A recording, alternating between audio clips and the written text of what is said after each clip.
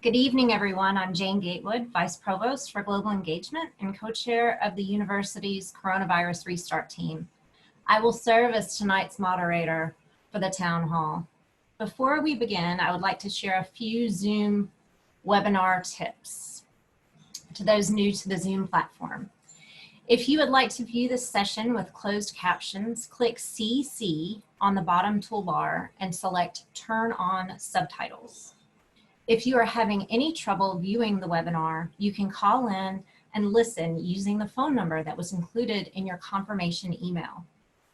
If you would like to ask our speakers a question, please submit that question through the Q&A function that is also located at the bottom of your screen. We have a large number of participants enrolled tonight. We had over 1,700 registrants. I'd like to welcome all of you. We've received hundreds of questions in recent days through email, through web, and phone calls about fall semester.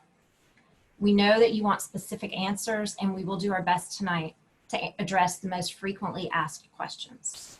But we may not be able to cover everything during our time together tonight. There may be questions that we can't answer, but we will work on them immediately. We will do our best to provide as much information as possible, and we will leave time for your questions during our time together. If you have a specific question after this town hall is over, please visit the Restart website at rochester.edu to find the contact number for the specific department who can assist you. You may also submit a question there using the web form. Let me now introduce our panel. Joining us tonight are John Hain, Associate Dean for Academic and International Affairs at the Eastman School of Music. Dr. Ralph Manchester, Vice Provost and Director of University Health Service.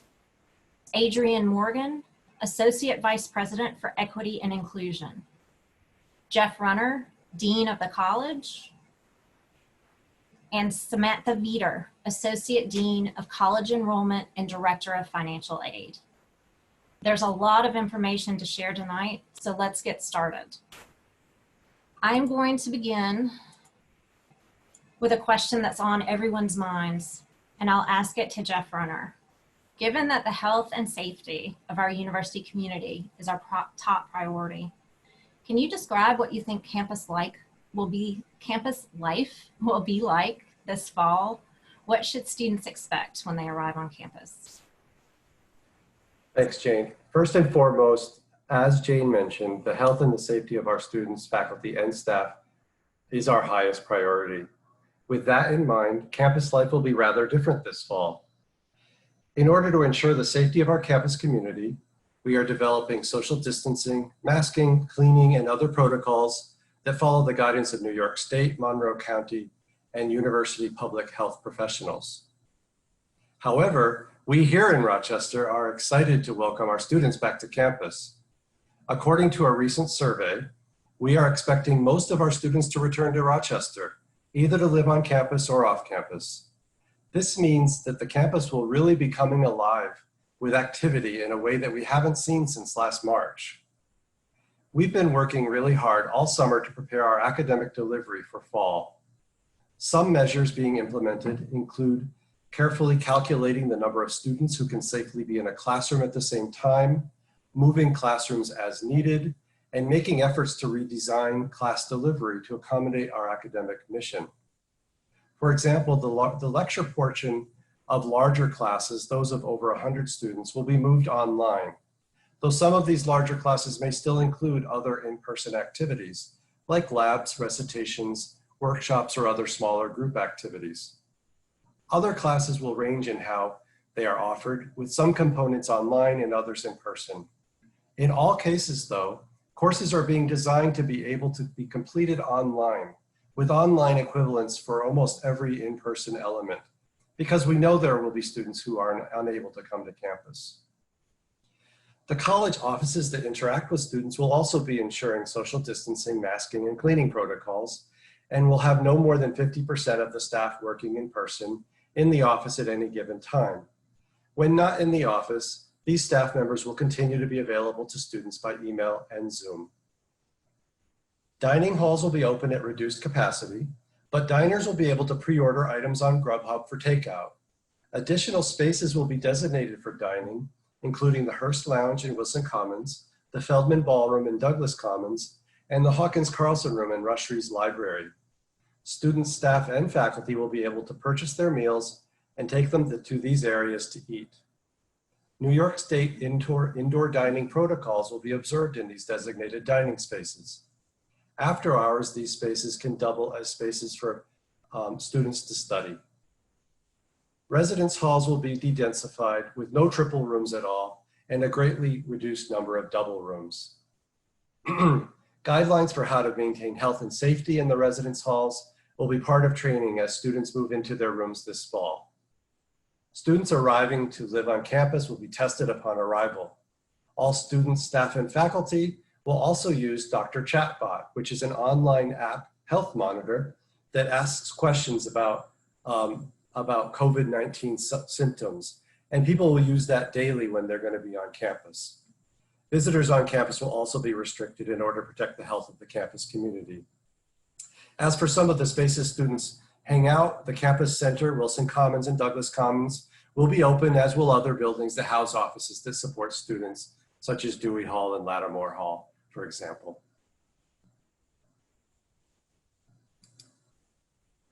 Thanks, Jeff. There's a lot of information there, so I'll probably circle back and try to unpack it in just a moment. I wanted to connect with John to find out if you can frame a little bit of what you think campus life will be like at Eastman.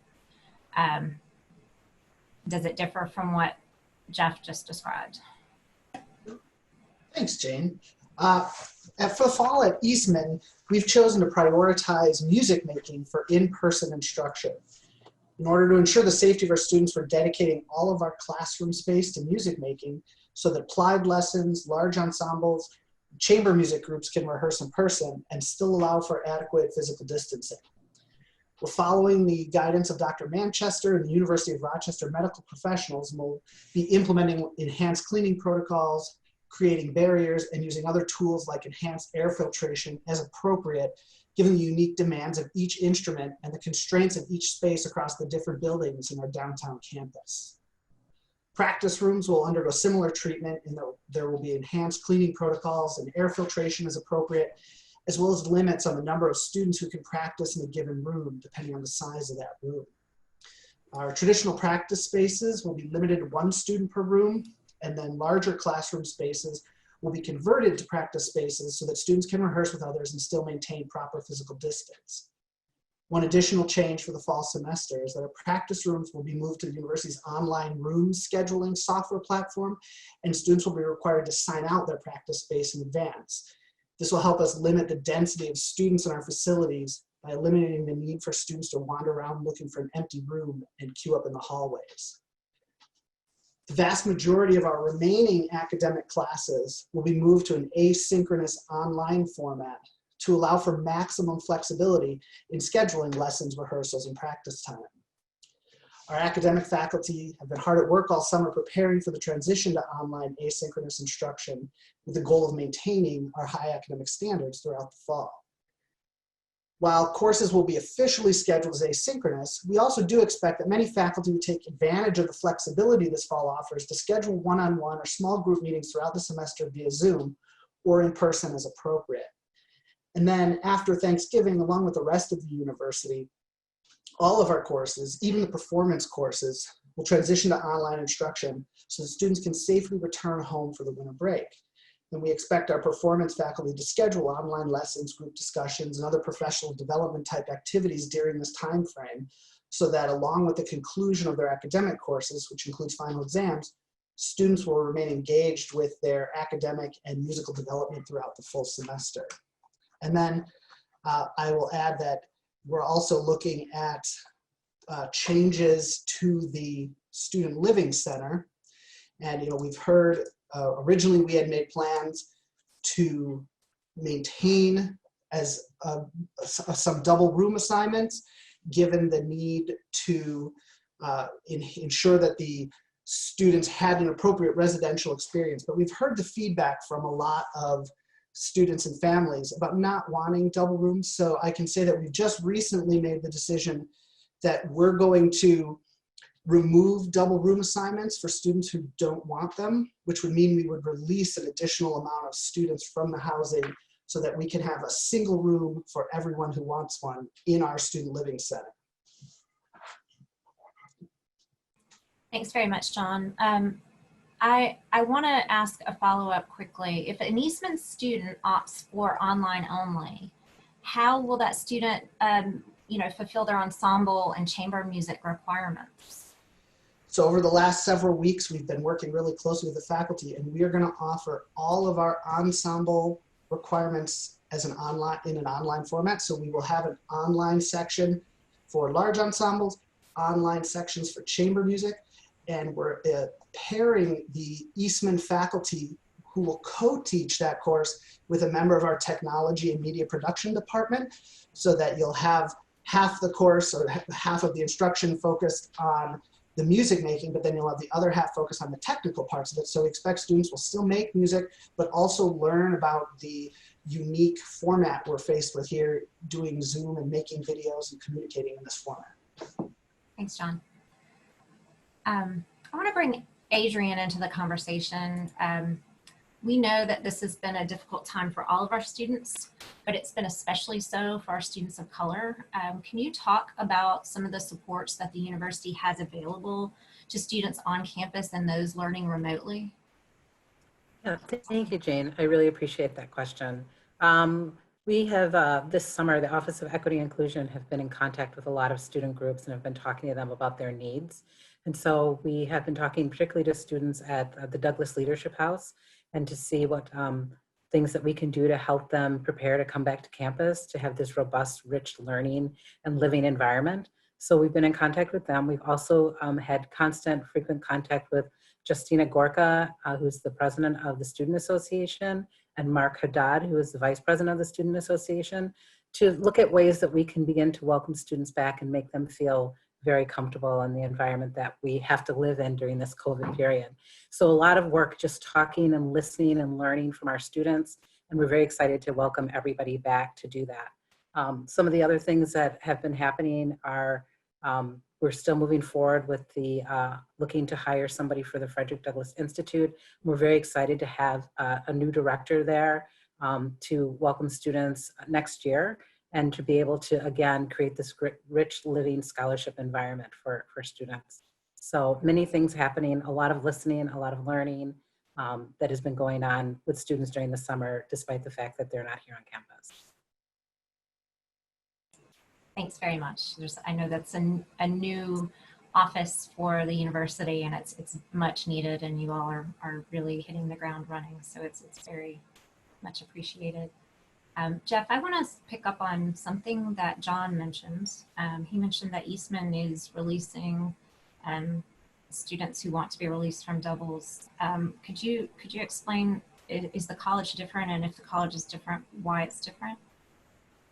Actually, we did a series of releases earlier in the summer, including upper class students, at least asking them if they'd be willing to be released from their housing contracts, I think sophomores, juniors, and seniors.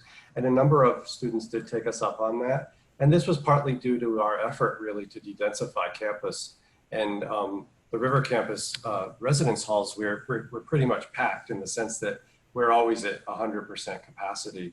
So one of our goals was to try to figure out ways without forcing people to actually create more singles and create less density by offering students to be released from their housing contracts. And a number of students actually did end up doing that. So it's similar in that way to what Eastman is doing. Great, thank you for clarifying that. Dr. Manchester, I'd like to ask you a question that I'm sure is on everyone's mind. Could you please tell us how will our symptom tracking and testing strategy work? Like how is it going to play out? What are the requirements for students upon move-in, and what's required throughout the semester? Sure, thanks. The university is going to be using several methods to identify students who may have COVID-19 or be infected with the SARS-CoV-2 virus potentially without symptoms. Our plans depend on having adequate supplies of test kits and reagents in August and into the fall. Right now, that looks okay, although that could change in the future. So, first of all undergraduate students who live in university housing will be expected to undergo testing for the COVID virus upon arrival in August, or in some cases, be tested at home no more than 72 hours before arrival on campus and provide documentation of a negative test result when they arrive. Other students who are not in university housing can request testing through UHS, and that will be done. Anyone who tests positive on arrival will be assigned to temporary isolation housing. Those who test positive at home will be instructed to stay at home until they've been cleared to be on campus. Students coming from the New York State designated restricted states and international students must quarantine for 14 days before moving into their assigned residence hall. I'll address quarantines more in just a minute. So in addition to testing on arrival, all students will also be and this is all students, whether they're in university housing or not, will be expected to report the presence or absence of relevant symptoms every day that they will be on campus using this app that Dean Runner mentioned called Dr. Chatbot. They can access it right through the U of R mobile app on their phones, or they can do it on their computers. We're actually going to ask them to start doing this about 2 weeks before arrival. That way anyone who develops symptoms before arriving in Rochester can be evaluated at home, and in the unlikely event that they have COVID-19, can recover and then come to Rochester. If a student reports symptoms here while on campus, they will be asked to call UHS to be evaluated. If they don't call, UHS will call them. And UHS will arrange for those symptomatic students to be tested for the SARS-CoV-2 infection as appropriate. During the semester, any student who has symptoms can be evaluated at UHS and tested. Whether this has turned up on a Dr. Chatbot survey or not. That will be available continuously. Just today, the university restart team made the decision to do some testing of asymptomatic students during the semester. The plan is to randomly select 60 students a day, Monday through Friday, and ask them to come in for testing. This is going to allow us to identify an outbreak about a week sooner than we would simply by relying on the Dr. Chatbot symptom surveys. We will end up testing a large number of students over the course of the fall semester of those who are in university housing, but not every single one. And again, we're doing this out of an abundance of caution and doing the best we can to keep the infection under control. Students who test positive either on arrival or during the semester will be evaluated medically and either moved to isolation housing or, if necessary, sent to the emergency department at Strong Memorial Hospital. We've reserved a number of apartments in one of the apartment complexes on the periphery of campus for isolation housing. UHS will maintain contact with the students in isolation and provide care as needed. Students in isolation will have Wi-Fi access so they can continue taking courses remotely. They can order food to be delivered to them. There are a number of support mechanisms that are built into the isolation and quarantine plan. And UHS will determine when it's safe for students to return to classes and their usual housing. Thank you. I want to ask a couple follow-ups. Can you tell me if a student is arriving from a non-restricted state and they've already been tested prior to arrival, how do they show proof of testing to UHS? Yeah, good question. We would expect them to either bring a piece of paper that shows the test result, or I think probably more commonly, they would just pull up the test result on their phone. That's the way most of the testing facilities are sending out results. Nowadays, we can simply look at the information on their phone, confirm that it is the proper PCR type test, and then they can move on to pick up their keys and the other parts of the move-in process. Thank you. And you also mentioned that students will be asking students to do Dr. Chatbot prior to arrival. When can they expect to receive information about how to do that? That's going to be sent out on Monday, July 27th. Great. And if students are arriving early to quarantine, and this may be a question for Jeff, I'm not sure, it might be Jeff or Ralph. If they're arriving early to quarantine and then they move from quarantine into residential housing, is there a bridge that they need to, will they go straight from quarantine housing into their room assignment on campus, or will there be a gap that they're expected to fill between that? No, we would take advantage of the fact that the residence halls are then ready to be moved into. So the students would move into the residence hall, though I do think that there's also the step of getting tested again. After leaving quarantine, they would get tested just like any student moving in. The regular move-in process will happen starting around the 17th. These students would be actually moving in a day or two early. At the end of the quarantine period. So there's not an issue if students are finishing quarantine on August 14th and moving on the 17th. Students finishing on the 14th can actually go in on the 14th. Great. Thank you. I've got a lot of quarantine questions, but I want to move back and forth through the conversation or through the questions that are coming in.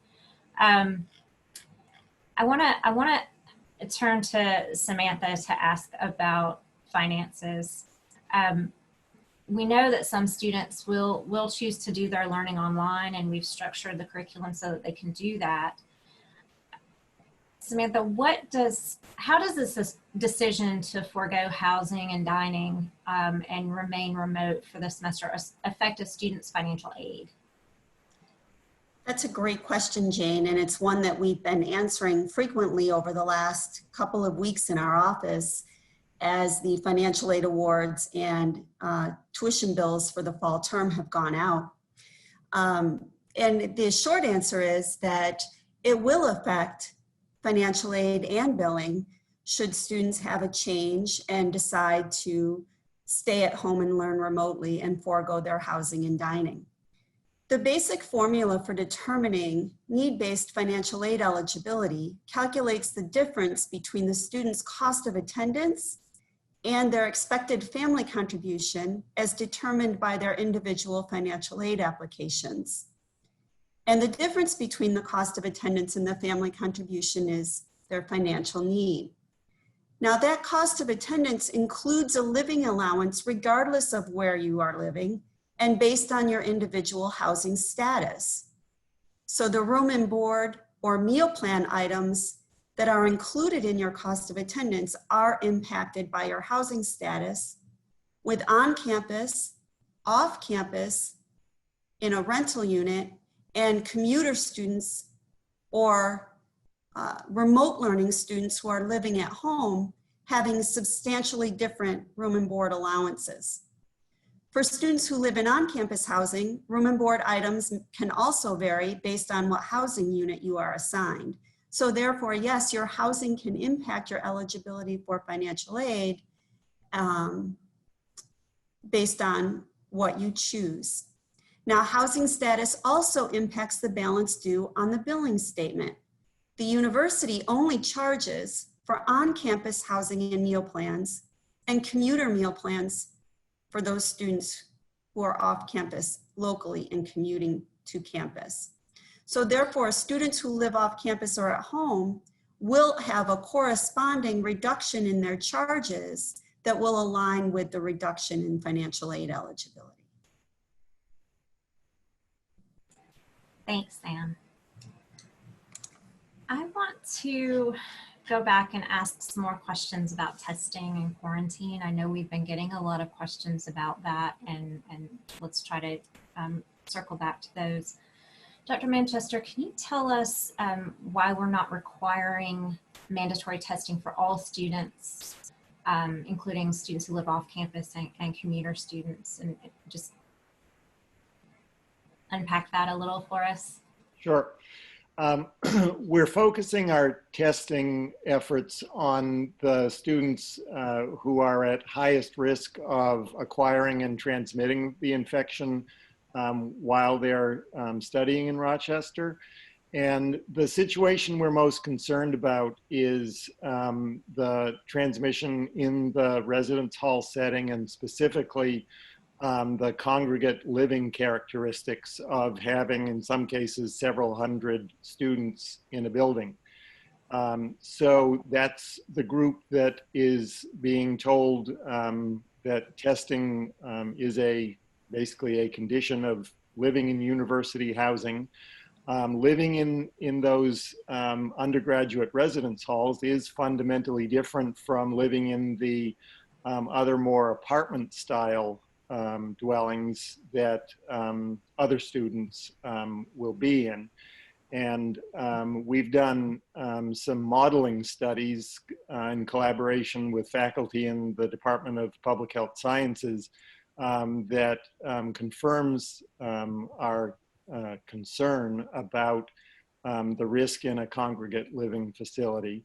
Now, as I mentioned earlier, however, any student, no matter what their living situation, can be tested on arrival. And that is a service we are offering. There is no charge to the student for this on-arrival testing. So it is available to everyone. It is required for undergraduate students in university housing. And that would be the population for the ongoing surveillance testing plan as well. Exactly. Right. And we've had a couple questions about, you know, if someone does an at-home test, or test in their home state or home city, and they don't, it doesn't generate a result within the 72-hour window, is the recommendation that they just get tested on campus instead? Yes, when they arrive, we will test them, and we expect that'll happen given the vagaries of lab testing around the country right now. And the turnaround time for testing on campus, is that a shorter time window? Yes, we're getting excellent collaboration from the microbiology lab at Strong Memorial Hospital. In fact, I was just on a Zoom meeting with them this afternoon to further develop the details of the testing plan. And they will be able to provide same-day results on up to 400 student arrivals per day. And we've worked with Residential Life to plan out the arrival schedule so that we've got roughly equal numbers of students arriving each day from August 17th through the 25th. And we expect that unless there are totally unforeseen changes in reagent availability, that we will be able to accomplish same-day results during the move-in period. I want to thank you. I want to circle back to, it might be a question for Samantha, it might be a question for Jeff. Let's see.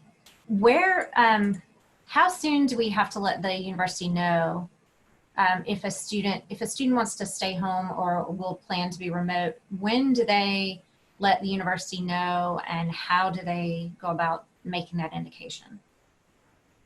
That is a great question. So at the moment, we don't have a deadline. We recognize things are moving so fast and there's so much uncertainty that we're not currently saying, okay, by such and such a date, you have to let us know.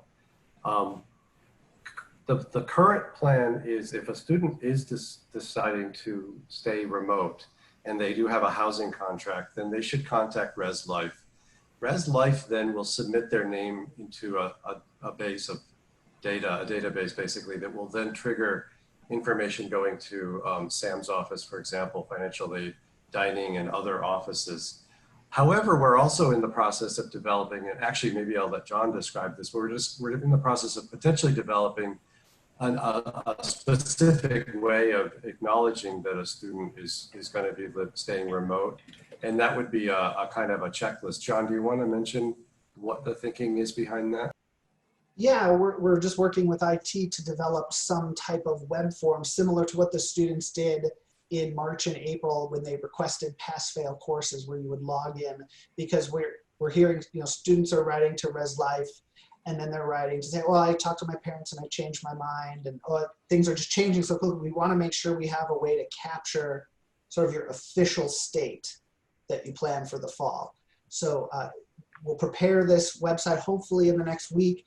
It'll include, you can answer what your status will be, and then there'll be some reminders about the important things, the COVID safety training on Blackboard, the new University of Rochester community commitment that we're drafting to send out to students. And then we'll collect that information and send it to ResLife and financial aid and dining and all the places that need it. I just kind of circle back to really thinking about campus life for fall. What are the opportunities that exist for lessening the isolation effect for students? This is going to be initially while for those students who have to quarantine, but also thinking that campus life is going to be so different in the fall. If there aren't, athletics programs to participate in, or, how will virtual clubs work? Are they, how will dining actually work? Are they allowed to eat at a table with another student? Will there be in-person activities for anything? It might be a question So for Jeff and John. Yeah, I can start, and then maybe John can fill in. One of the things that's really important to our students and to us is the activities that happen outside the classroom. And we want to make sure that students are still involved in outdoor experiences outside the classroom. On the River campus, Wilson Commons Student Activities has been very committed to creating both, welcoming, inclusive, and intentional experiences for students, and they'll be continuing to offer activities in a variety of formats, both in person, hybrid, and virtual. One of the things that we're very excited about are Rochester traditions like Yellow Jacket Weekend and the activities fairs and things like that. And those are being planned to actually take advantage of the different formats. All of our events, regardless of the format, will be listed on what's called the CCC, which is kind of our club and activity scheduling site. So the information is easily accessible regardless of where the student is. Knowing that a lot of students will be remote, and this came up in the previous question, there will be also offerings designed to accommodate different time zones. For example, we know some students will be stuck in international locations. Now, it's true that some student organizations, including club sports, may be limited to some degree in their activities due to restrictions on in-person gatherings and travel and recreation guidelines. We're still looking for creative ways to continue to build community with these organizations, and in a way that'll allow them to have the positive impact on the community. And of course, all of this is done as usual. All of our in-person programming will be following University of New York State and federal COVID-19 guidelines to maximize safety and reduce risks. Now, maybe a little quick follow-up on that. We're also, for the time being, Rochester has a very lovely fall. It gets a little dicier in the winter, but the fall is really nice, and we're going to try to take advantage of the outdoors. We all know the air, outdoors air is safer for in this time of COVID. So we're going to be developing activities outside. Already this summer, we've been having activities led by Wilson Common Student Activities. Just last weekend, they had an outdoor yoga event for students, and they came masked, and then they did their yoga, and it was quite a big success. Coming up, we're going to have an outdoor movie night, and there's going to be a food truck dinner night. So while we have the good weather, we're going to be trying to take advantage of that. Additionally, again, on River Campus, we are putting in some new seating areas, including some covered spaces, which will be placed around the campus to enable social, safe physical distance socializing for the students. So just provide more opportunities to sort of get out, like you said, outside of the quarantine, but outside the residence hall as well. And I'll just very briefly add that for Eastman, everything Dean Runner said is true for us. We'll be doing activities at our downtown campus following all those guidelines. One of the great things about being at the University of Rochester is we're all one university. So as an undergraduate student, the Eastman undergraduates can go to the River campus and vice versa. So all of this will be available to everyone. And I should just also say, I know that the focus of this town hall is on undergraduate students, but I know Vice Provost Sturge Apple is out there, and she made me promise to say that in case there are graduate students listening, we can assure you that all of the graduate schools are also thinking about this too, and that there are going to be lots of socially distanced activities and in-person activities and all that, just as Dean Runner described for you as well.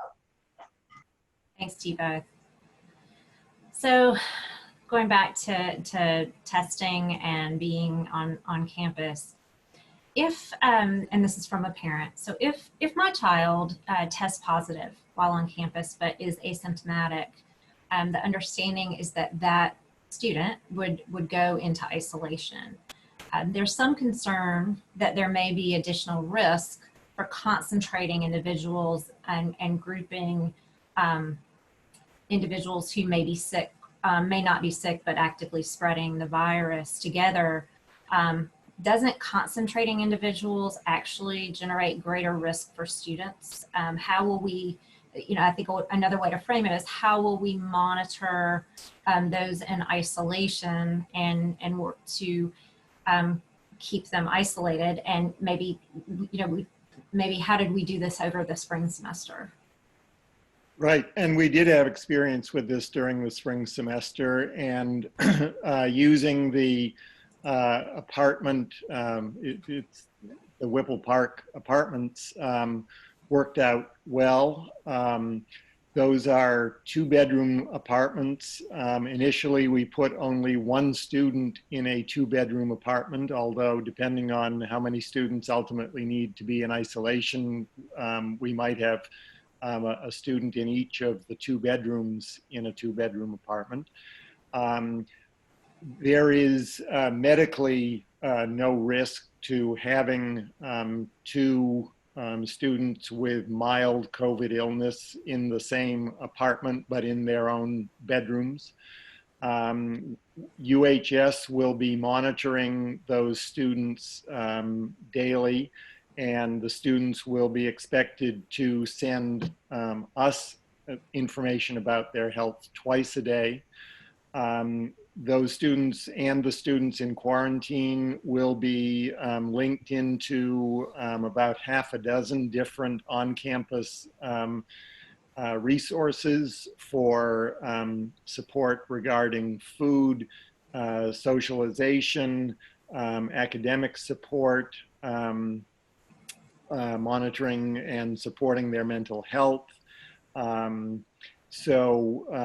We, as Jane said, had experience with this during the spring semester, and are confident that we can provide students in isolation and in quarantine the support they need to get through what is admittedly a difficult period. I mean, even if you're totally asymptomatic during your COVID infection, it's no fun to be alone for 2 weeks.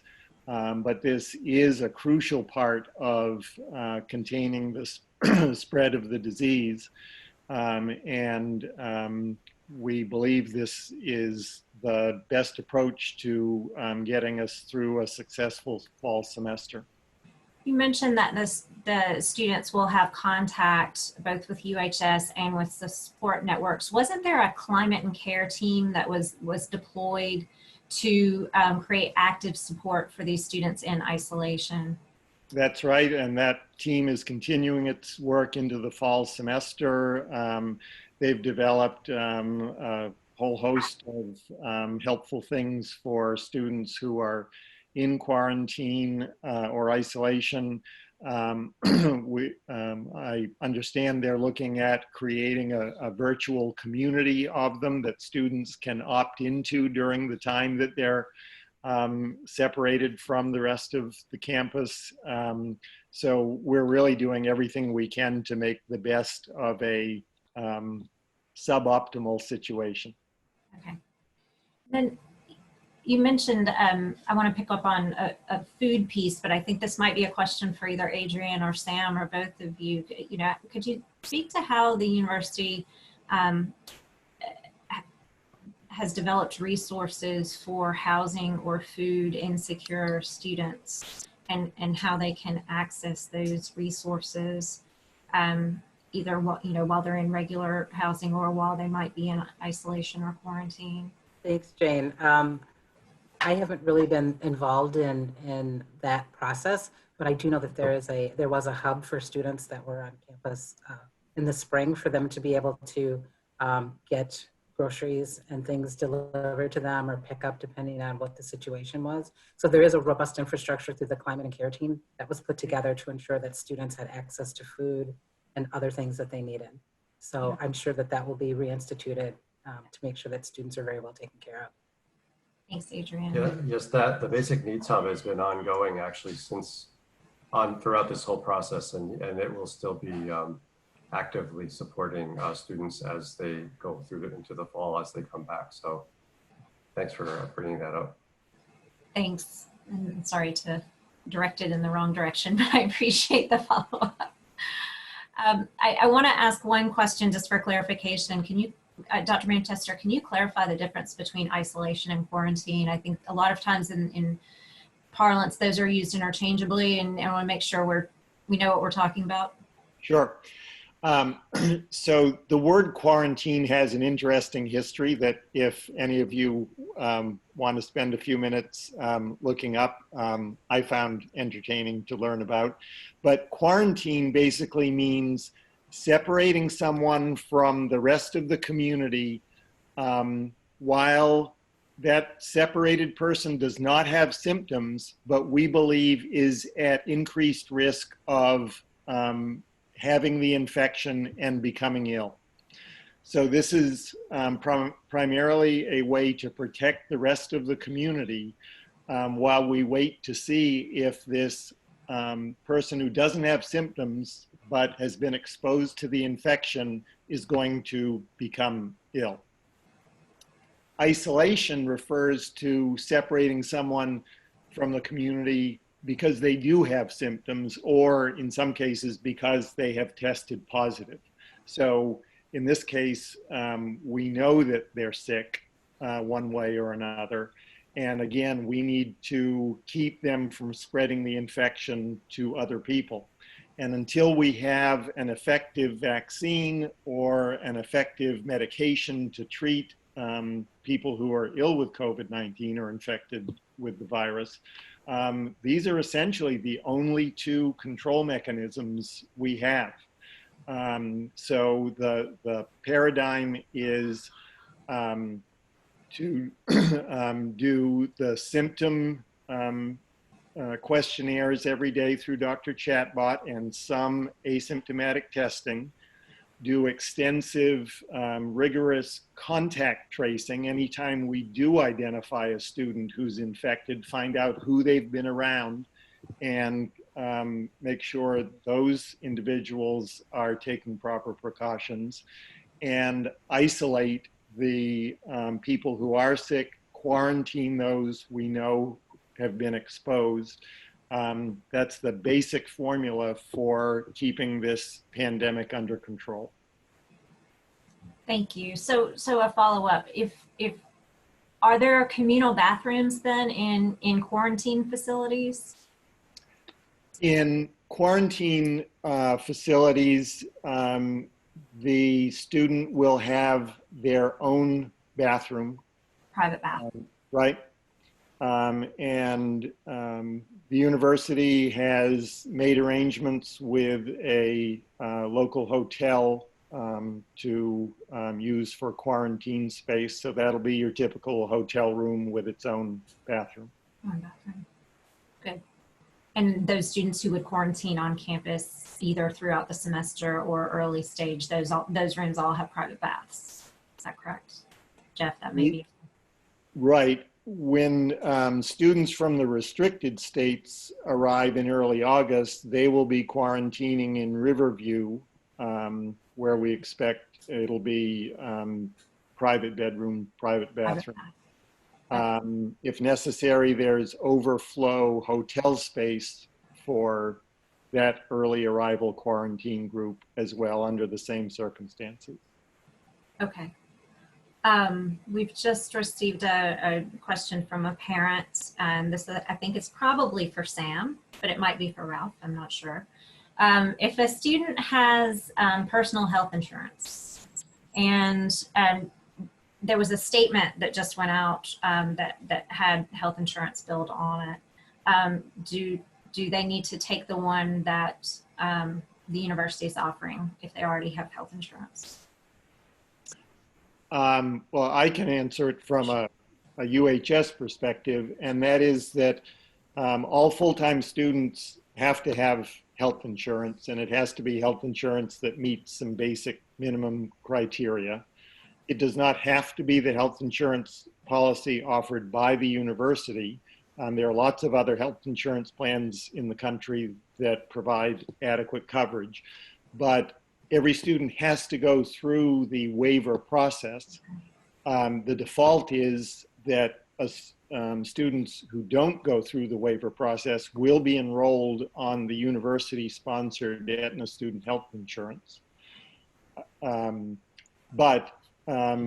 There are, every year, thousands of students go through the waiver process and have good coverage on a plan, typically through their parents, but it could be another kind of plan as well.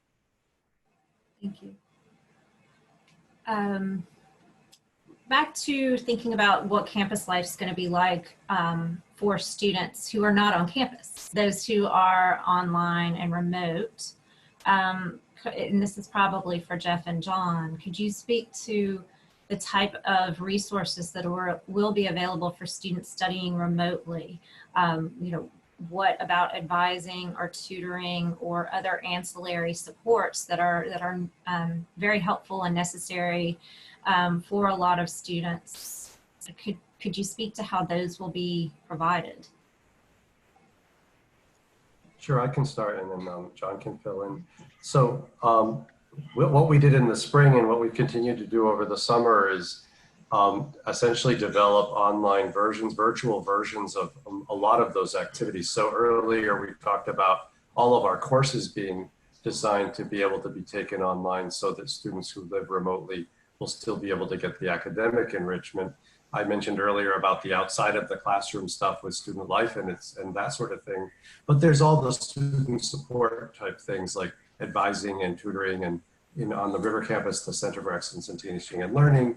For different communities, there's the Career Center and the Office of Minority Student Affairs and the Current Center and the International Student Engagement Office. All of these have now developed very robust virtual connection opportunities, so students can make appointments with advisors. There's lots more stuff online than there used to be. We were used to people coming into the office. Now we're really set up so that students can really be anywhere in the world and still get the kind of support that they need.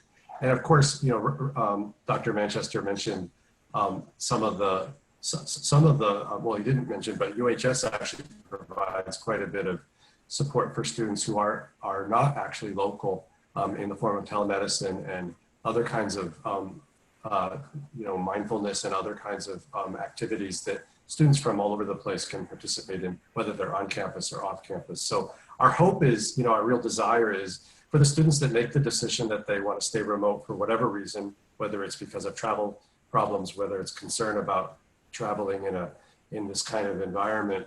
We really, really want to make sure the experience of those students is enriched and engaging. And we want to make sure the students interact with one another. So I think that's one of the most important things, is to recognize the importance of community at a college and a university, and make sure that we're keeping those students connected, even though they might be, halfway across the globe. It's a challenge, but it's something we're working on, and we really take it seriously. Yeah, just to say that every faculty and staff member at the university is dedicated to making sure that all our students have a good experience this fall. And so just second everything Jeff said, and tell the students out there to please be in contact with us, because if you feel that you're missing out on something, or you're having trouble connecting with someone, please contact someone, reach out so that we can help you, because we're doing our best, but we can always do better. So please let us know if you're having any challenges. Thanks, John. Sam, will work study be available on campus this fall? It went out in some of the financial aid packages. And yes, we did continue to award work study in some of the financial aid packages, unless we heard from the student already and confirmed that they will not be living on campus or living locally off campus. If they're staying home and studying remotely, and home is too far away for an on-campus job, we didn't automatically put that in the awards the way that we used to. But work study will be available. Things might look a little different, jobs might look a little different, but student employment is gearing up to get ready. For example, there won't be the normal job fair that we have at orientation, but we are gearing up for a launch and getting ready for students to come back to campus and work. And there will also be opportunities for students to work remotely within the United States if the job is available to them and there is a need for the work to be done, and if the work can be done remotely. so how would students go about finding these jobs and learning, if they're on campus or if they can be done remotely? So they would be using the job link platform through the Student Employment Office. And then I don't have details at this time, but Student Employment is working to move some of the activities around the job fair remotely to help students locate and find those opportunities. And if a student who is going to be studying remotely is interested in working and has a possibility for a job that can be done remotely, but doesn't have it in their financial aid, they should contact their financial aid counselor, and we can certainly put the work study back into their award. Great. Can you clarify, financial aid is usually awarded for 8 semesters, and if a student withdraws or has to withdraw, is it awarded then for a 9th semester? What happens to the semester in which a withdrawal occurred? How does that work? Well, oftentimes if a student is not going to attend for a semester, ideally the university would know that before the first day of classes. Because once classes start, students start to incur liability for charges, and they start to earn portions of their financial aid. So if students want to take a leave of absence, for example, the best thing to do is contact us before the start of the term so we can update the record, and then they wouldn't be using one of their semesters of financial aid, and they would save that semester for finishing up at the end of their program. Are semesters used in full semester chunks, or are they prorated? So if a student went to, say, the first week of classes and then withdrew, would that week be deducted, or does that then become a whole semester? Well, there is a proration, yes, and there's a point in the semester, it's actually at the 60% point, where there are no refunds of charges or aid.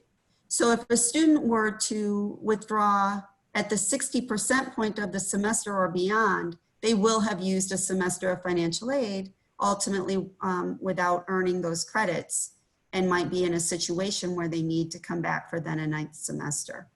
Oftentimes when it's before the 60% point, there is a proration.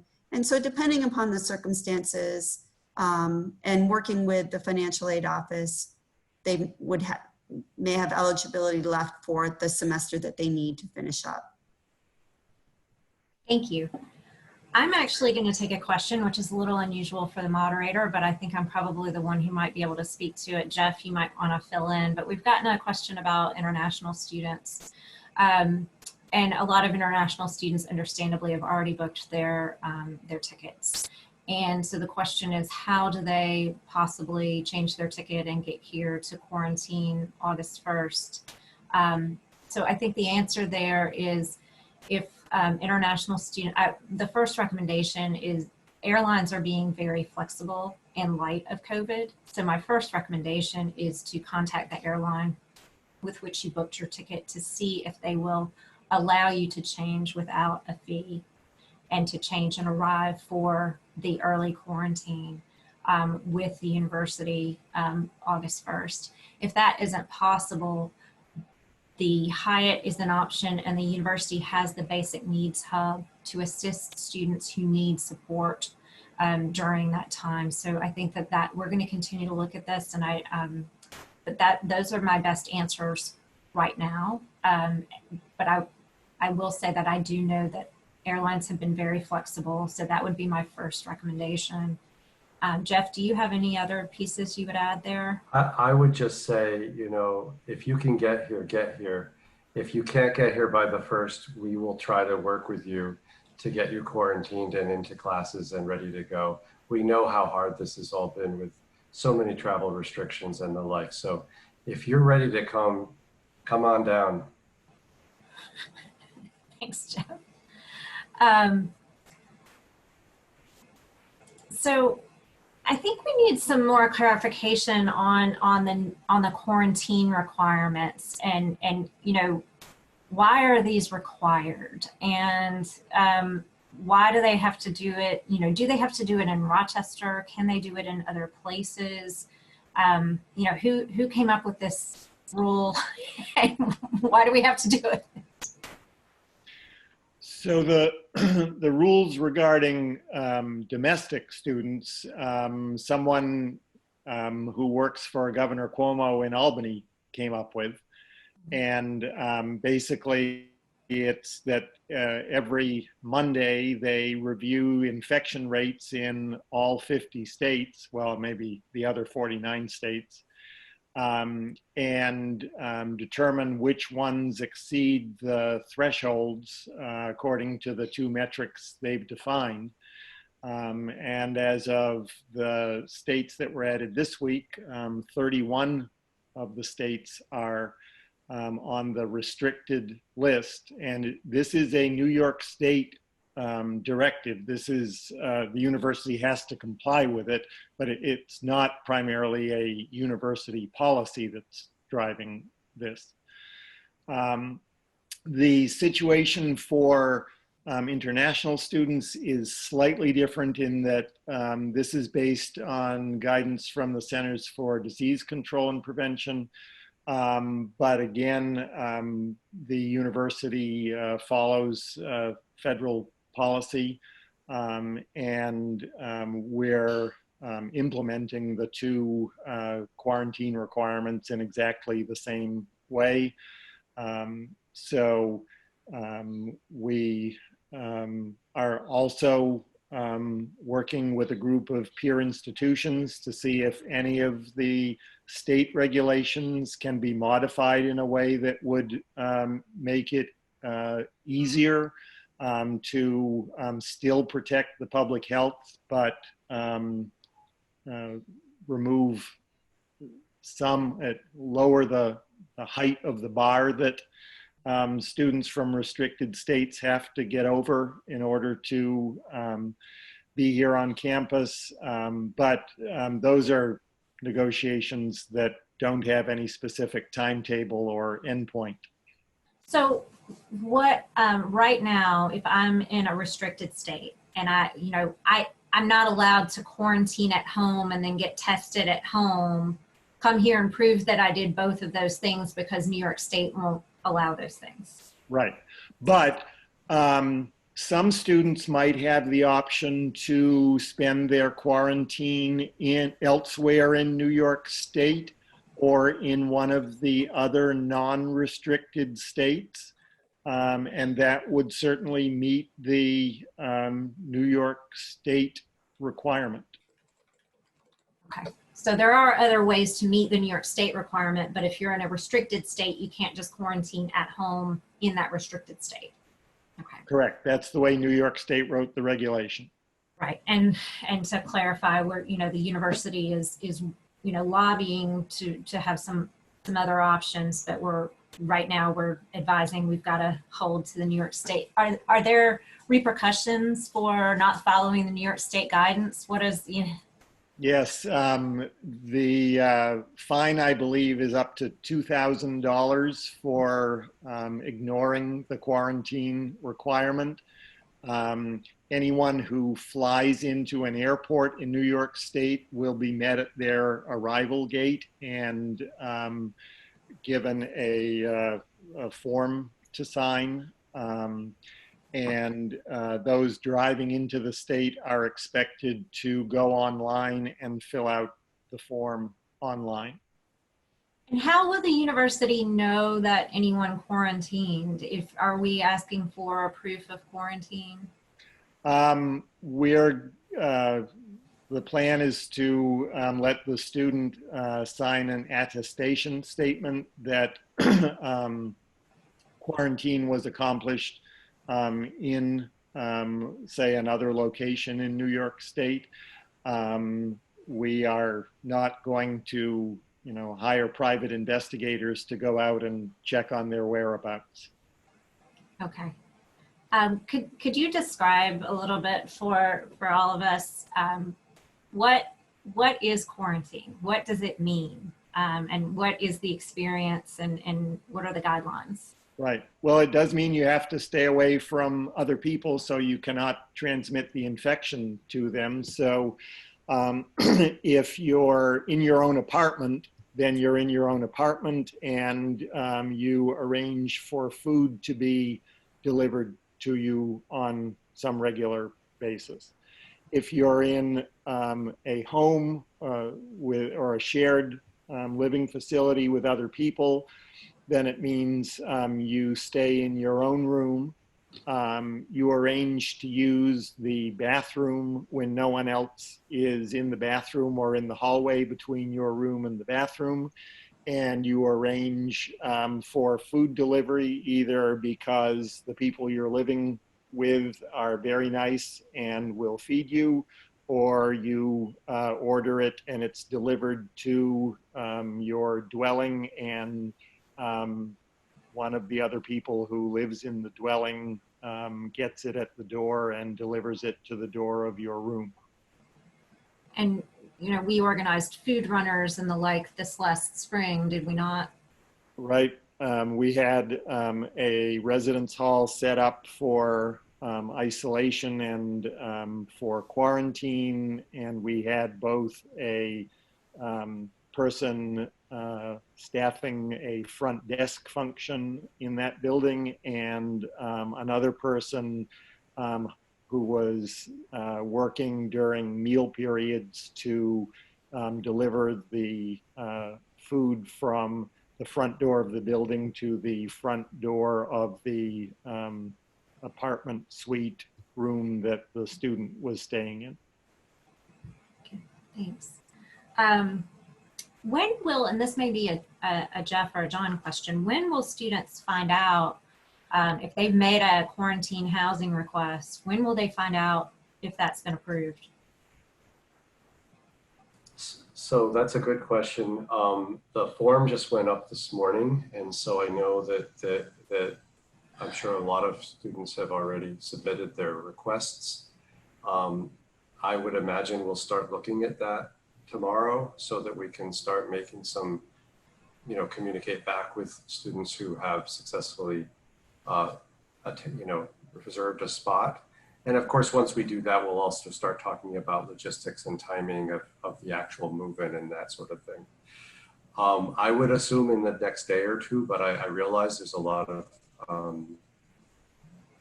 pressure to get the information known sooner rather than later because people need to make plans. So I think, John, that sounds about right from what I understand. We know right now the information is with Residential Life, and they will work through the applications and come up with a list of students that were accepted.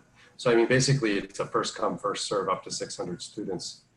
We don't exactly know how many students were interested in doing this, so it may not even be, it may be that everyone got a spot because fewer than 600 students applied, then it wouldn't be a problem. So we'll find that out very soon.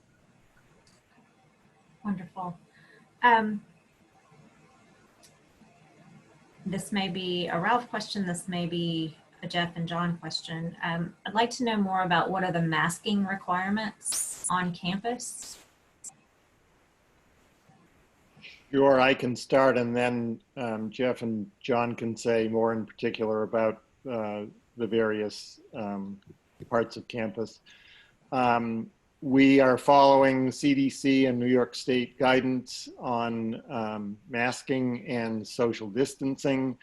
The basic rule is that everyone stays 6 feet apart, and when inside or when it's not possible to stay 6 feet apart outside, you wear a mask or face covering unless you're alone in a room.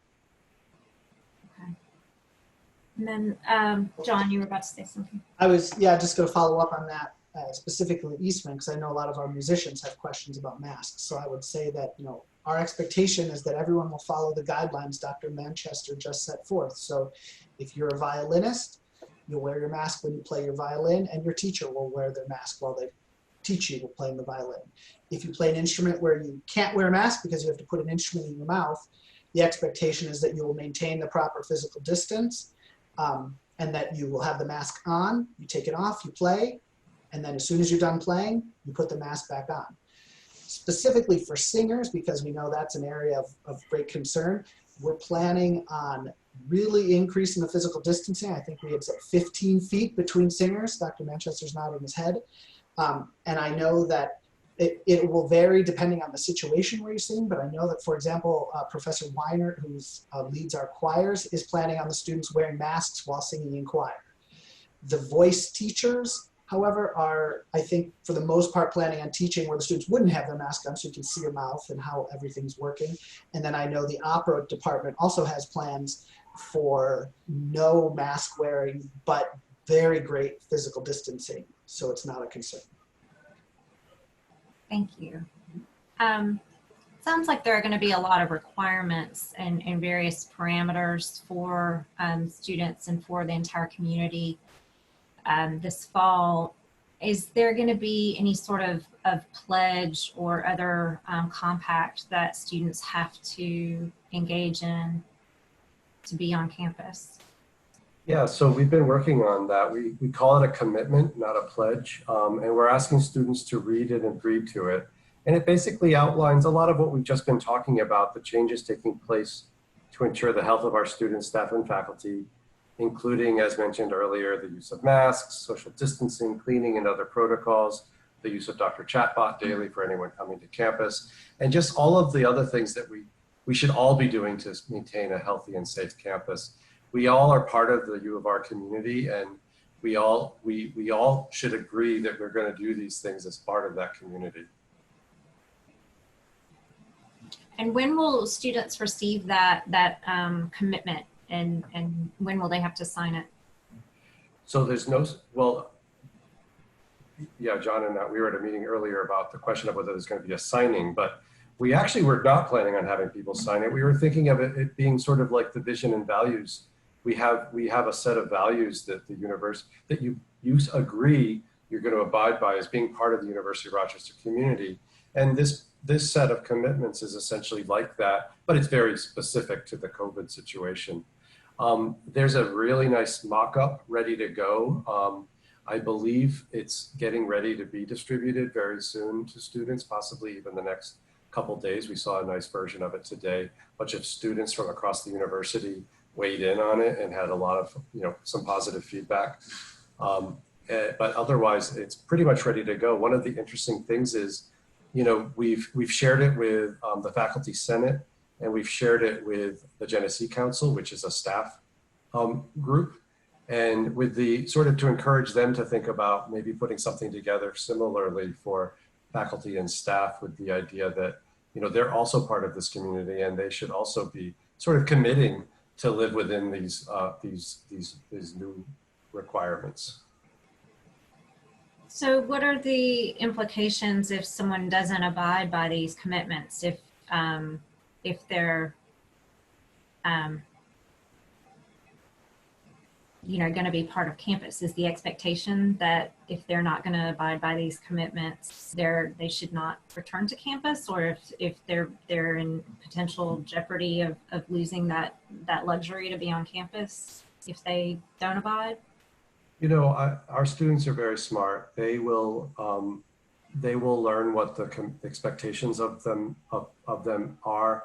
They will also help with this. We're trying not to have this be something like a punitive type of thing. This is something we're all as a community expecting of each other to do these things. And if someone isn't masked in the right situation, any of us, we shouldn't be expecting the authority necessarily to step in. Any of us should feel comfortable and say, you know what, in our community, we all agreed we're going to wear masks. Now, this does come up, faculty have asked, well, what if a student doesn't wear a mask?